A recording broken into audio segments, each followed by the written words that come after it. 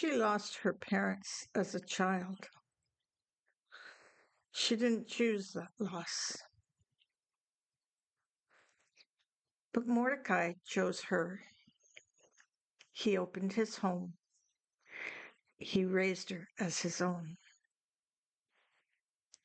And then life kept opening doors. Some she walked through by choice. Most she didn't. Every major door Esther ever walked through was opened by someone else. And yet God was in every single one.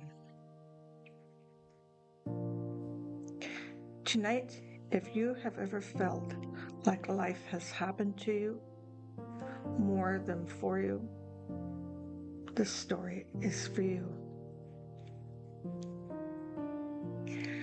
Welcome, I'm Joanne. Settle in, take a slow, deep breath in, hold it, hold it, hold it, and release it. There is nothing to prove tonight, nothing to carry, only this, to rest and to listen. Before we go into tonight's story, a gentle word. If your body feels tense when you lie down, sometimes even your pillow can make it harder to fully relax. I've linked an ergonomic cervical pillow that gently supports your neck and helps your body relax more comfortably. You'll find the link in the description below. But sometimes a small change is a big change, and it can make your body settle in better at night.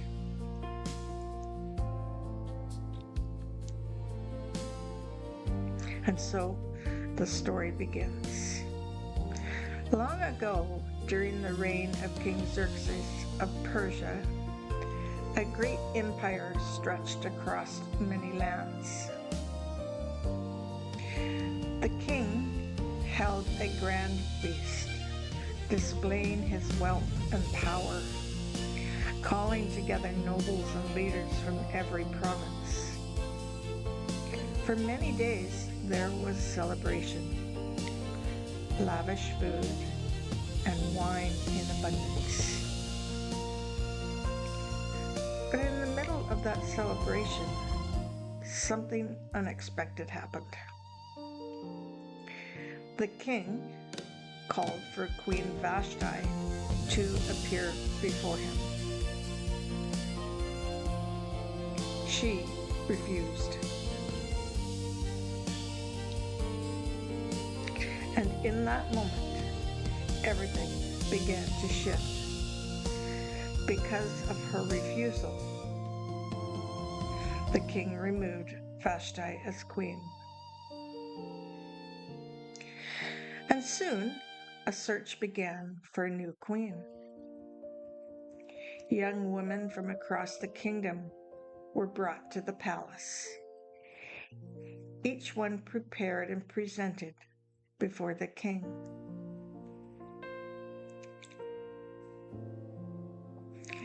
Among them was a young Jewish woman named Esther. Esther had been raised by her cousin Mordecai, who had cared for her as his own. She was gentle, wise, and carried a strength, quiet strength, within her. And though she was taken into the palace, she did not reveal her heritage, just as Mordecai had instructed her.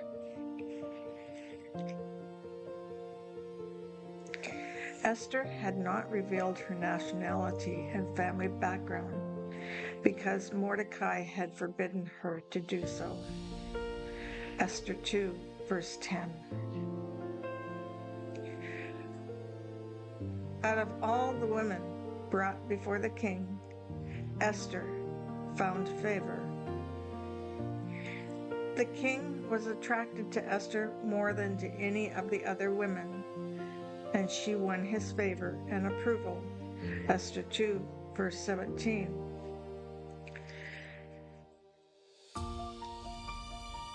And so, Esther became queen. But even then, the story was only beginning. Mordecai, who remained outside the palace, once overheard a plot to harm the king. He warned Esther, and Esther told the king. The plot was stopped and recorded, a small amount that would matter later.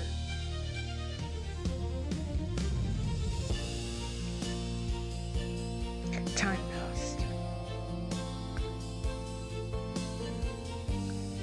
and a man named Haman rose to power. He was given honor and authority, and the people were commanded to bow before him. But Mordecai did not bow. When Haman saw this, he was filled with anger. But his anger did not stop with Mordecai. Instead, he planned something far greater. He plotted to destroy all the Jewish people throughout the entire kingdom. Through deception, he convinced the king to issue a decree that placed an entire people in danger. When Mordecai learned of this, his heart was heavy, and he sent word to Esther.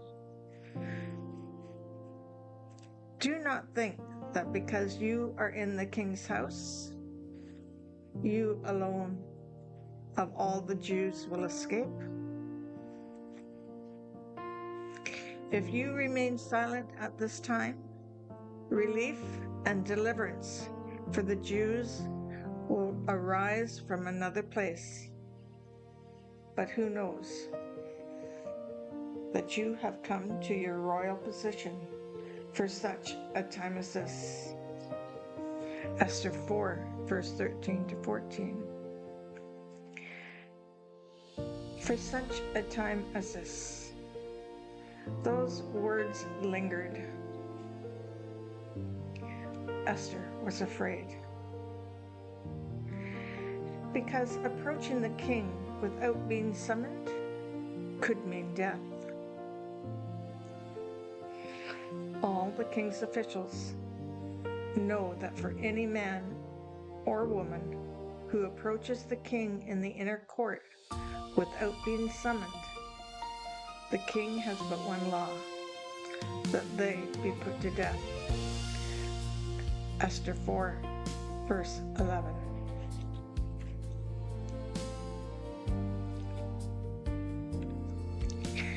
The fear was real. The risk was real. But so was the calling.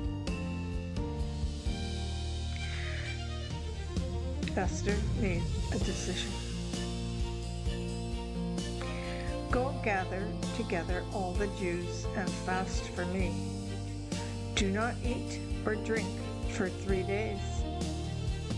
When this is done, I will go to the king, even though it is against the law. And if I perish, I perish. Esther 4, verse 16. For 3 days they fasted and prayed. And then Esther went before the king.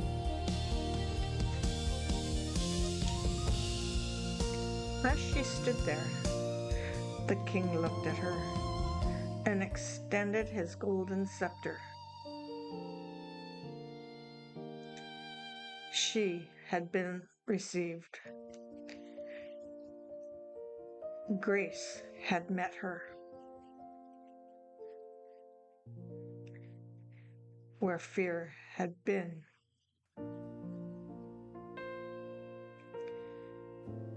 Esther did not rush.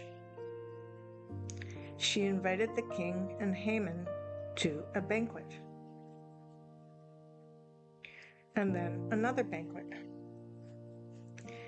Meanwhile, Haman's pride grew, but so did the quiet unfolding of God's plan.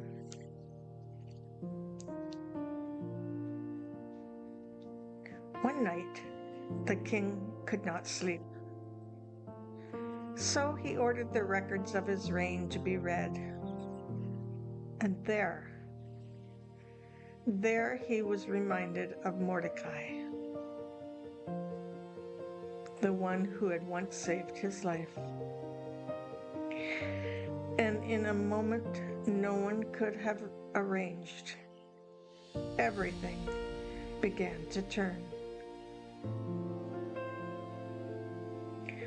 Mordecai was honored, and Haman was humbled. Soon after, Esther revealed the truth. She spoke of her people and the danger they faced. If I have found favor with you, your majesty, grant me my life. This is my petition. And spare my people. This is my request. Esther 7, verse 3.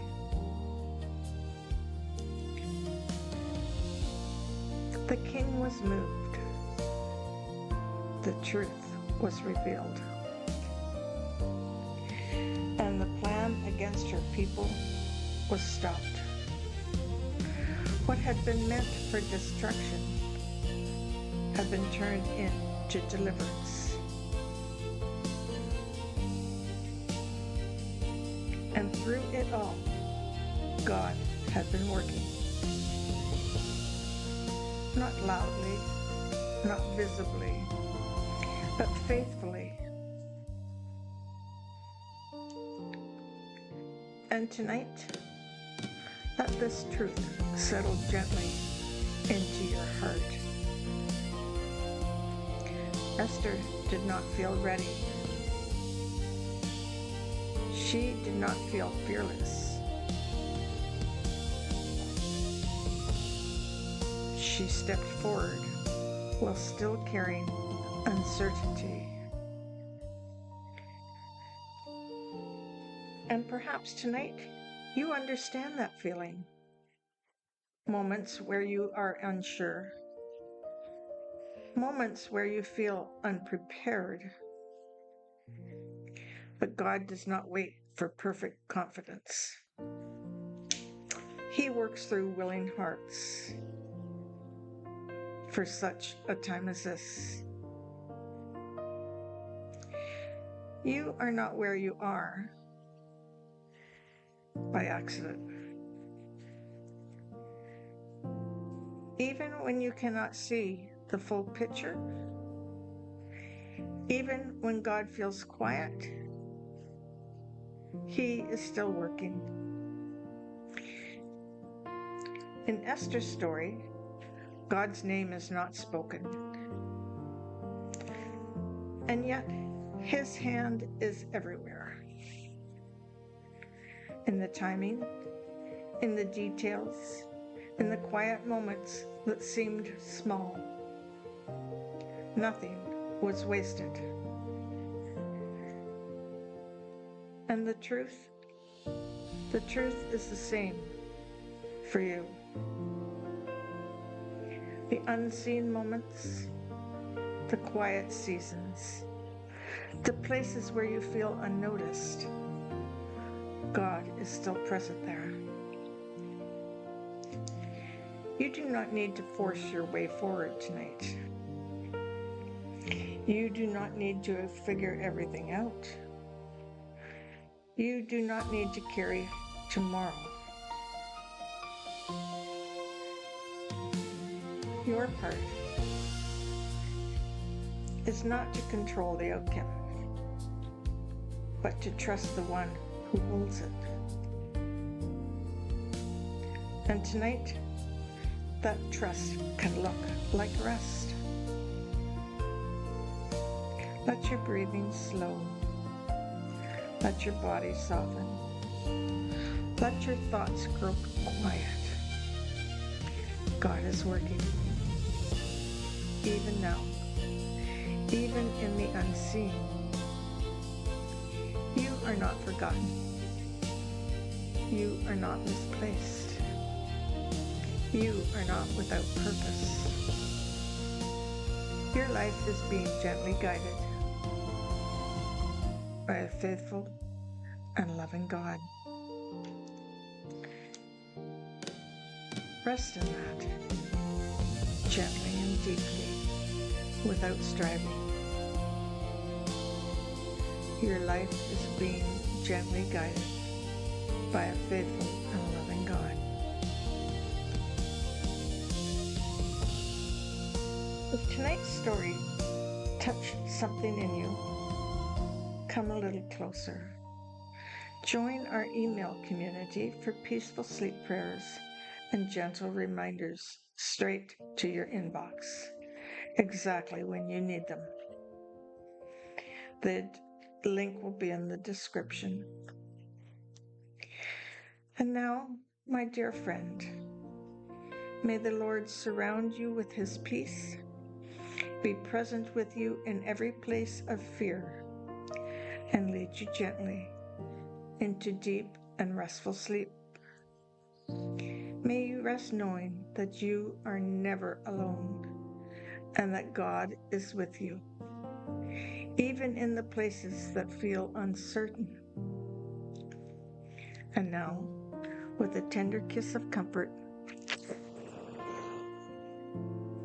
your reminder that you are safe, loved, and held.